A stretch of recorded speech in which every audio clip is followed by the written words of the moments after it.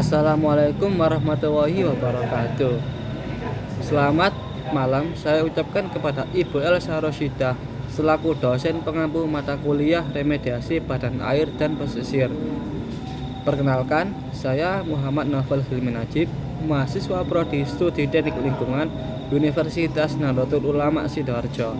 Pada kesempatan ini, saya akan mempresentasikan hasil kajian saya yang berjudul Remediasi Pencemaran di Teluk Banten, Strategi dan Evaluasi Lingkungan, mata kuliah Bioremediasi Badan Air dan Pesisir.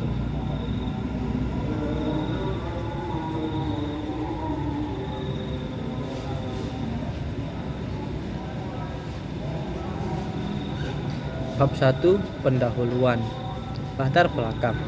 Wilayah pesisir merupakan kawasan yang memiliki peran penting dalam mendukung aktivitas ekologis, sosial, dan ekonomi masyarakat.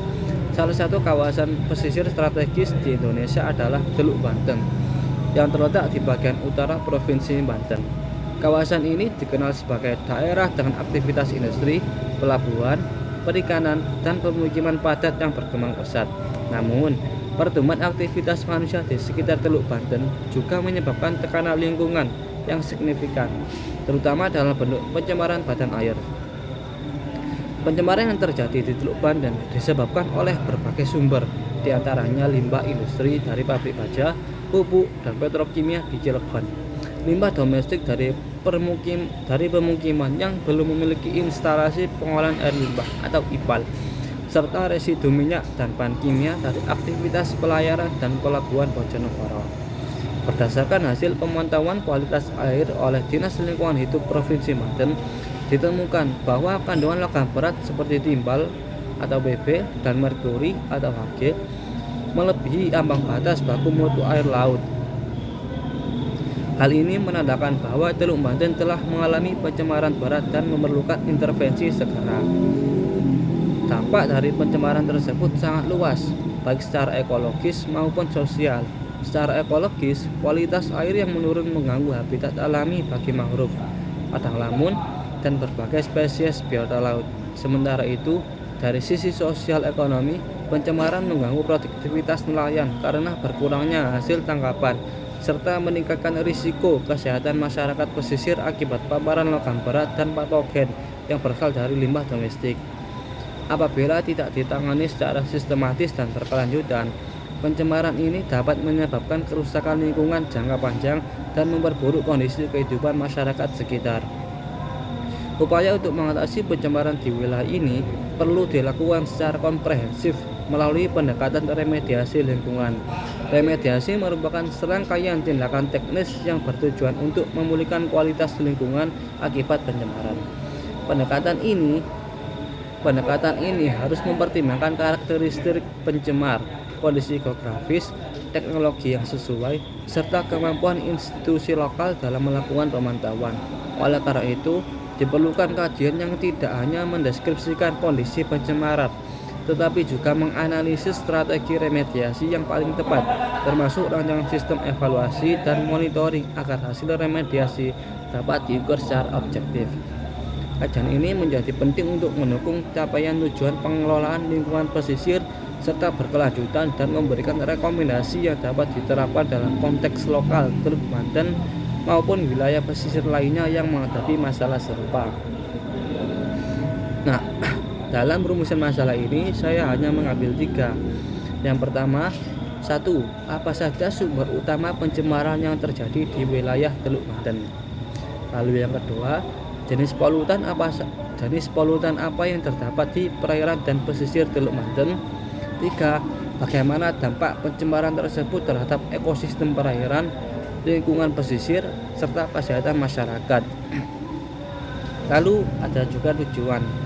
Pertama, atau yang nomor 1, mengidentifikasi sumber utama pencemaran yang terjadi di wilayah Teluk Banten. 2. Menganalisis jenis-jenis polutan yang terdapat di badan air dan kawasan pesisir Teluk Banten.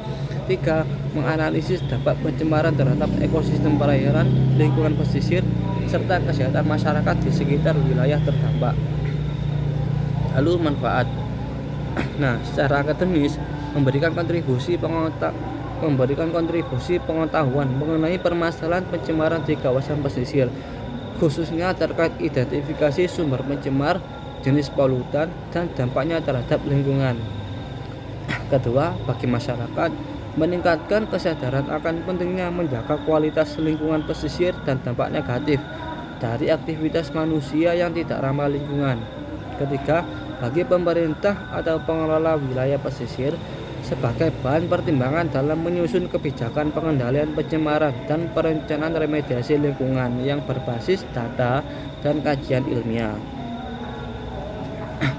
Nah, kita memasuki bab 2 pembahasan, yaitu sumber utama pencemaran di Teluk Banten. Teluk Banten merupakan kawasan pesisir yang terletak di wilayah utara Provinsi Banten dan dikelilingi oleh berbagai aktivitas industri, pelabuhan, serta pemukiman padat penduduk. Sumber pencemaran utama di wilayah ini berasal dari 3 sektor utama, yaitu industri, domestik, dan transportasi laut. Sektor industri di sekitar Teluk Banten, terutama di daerah Cilegon dan sekitarnya, menyumbangkan limbah cair yang mengandung logam berat dan senyawa kimia ke badan air. Beberapa industri yang berkontribusi terhadap pencemaran ini antara lain industri baja, pupuk, petrokimia, dan pembangkit listrik. Limbah cair yang tidak diolah dengan baik kemudian dialirkan ke badan air yang bermuara ke Teluk Banten atau ke Teluk Banten. Lalu kita ke jenis polutan di Teluk Banten.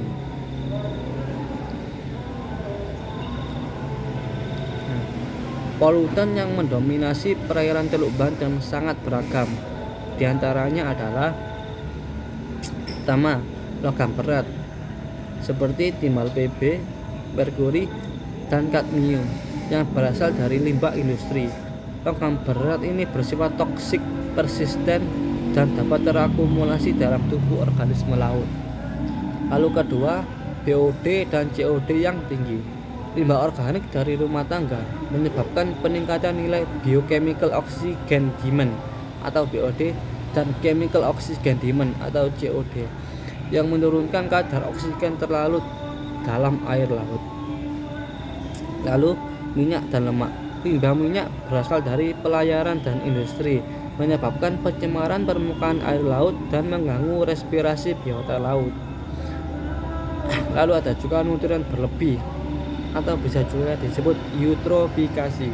Kandungan nitrogen dan fosfat dari limbah domestik menyebabkan pertumbuhan alga yang berlebihan atau algal bloom yang dapat menurunkan kualitas air.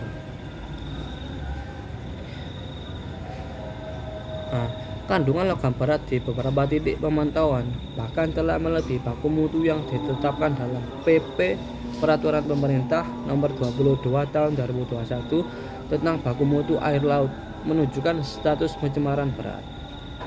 Lalu kita ke dampak pencemaran terhadap ekosistem dan kesehatan masyarakat.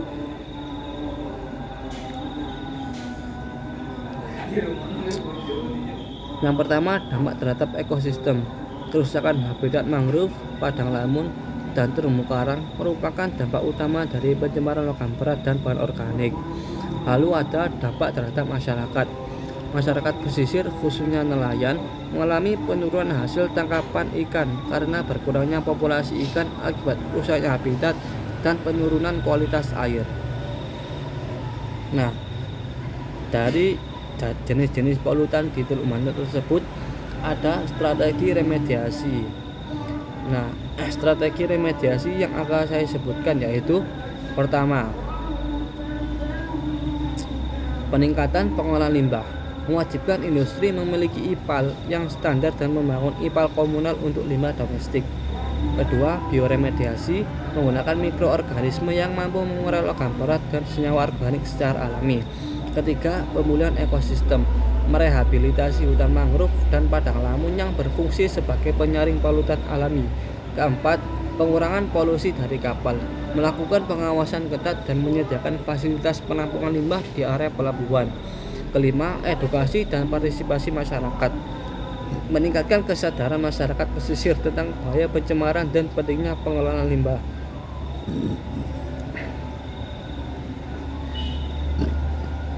Agar strategi ini efektif, Evaluasi dan monitoring berkala menjadi kunci. Monitoring kualitas air disarankan dilakukan minimal 3 bulan di setiap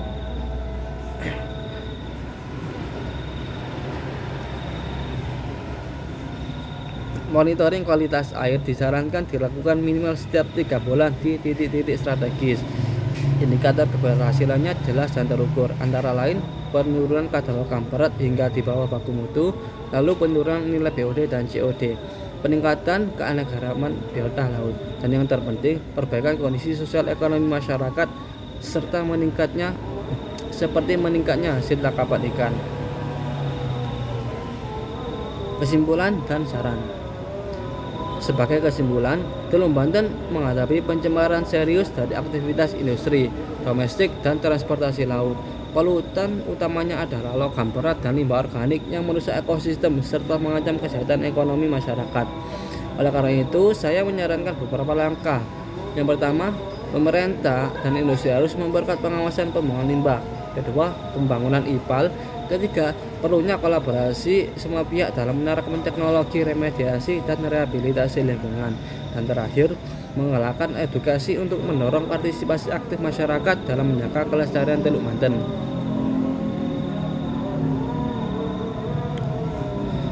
Penanganan pencemaran di Teluk Banten adalah tanggung jawab kita bersama. Upaya remediasi yang terencana dan berkelanjutan adalah kunci untuk memulihkan kualitas lingkungan dan menjamin masa depan yang lebih baik bagi masyarakat Pesik. Penanganan pencemaran di Teluk Banten adalah tanggung jawab kita bersama. Upaya remediasi yang terencana dan berkelanjutan adalah kunci untuk memulihkan kualitas lingkungan dan menjamin masa depan yang lebih baik bagi masyarakat pesisir. Demikian presentasi dari saya. Terima kasih atas perhatiannya. Assalamualaikum warahmatullahi wabarakatuh.